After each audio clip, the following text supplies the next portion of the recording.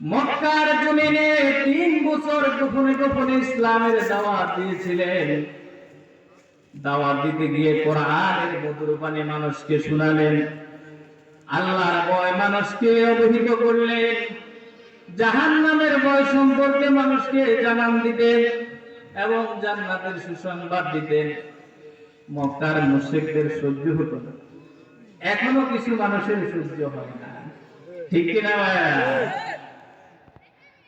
আল্লাহ তাআলা কোরআনে কি সুন্দর করে উপস্থাপন করলেন, ওয়াকালাল্লাযীনা কাফারু লা তাসমাউ লিহাযাল কুরআন। আল্লাহ তাআলা বলেন, ও দুনিয়াবাসী ও বিশ্ববাসী, তোমরা মনোযোগ সহকারে শুনো। আল্লাহ তাআলা বলেন, শত্রু কোরআনের এখন ছিল না, 1500 বছর আগে কোরআনের শত্রু ছিল। শত্রু সেখান থেকে এখানে এসেছে। তারা বলতো, লা তাসমাউ লিহাযাল কোরআন, এই কোরআন শোনা যাবে না। ওয়ালগাউ ফিহি, যেখানে কোরআনের আলোচনা হয়, যেখানে কোরআনের কথা হয়, সেটাকে সেই জায়গার মধ্যে হট্টগোল এবং দাঙ্গামা হাঙ্গামা বাজিয়ে দিতে হবে।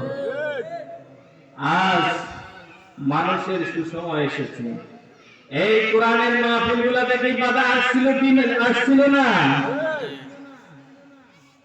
সেখানে কুরাইশ নাই, ফেরাউন নাই, সাদ্দাদ নাই, আবু জেহেল নাই, উতবা নাই, সাইবা নাই, কিন্তু তার ফেকাত তারা আজও জমিনে আছে। এটা এখনো প্রমাণ করে।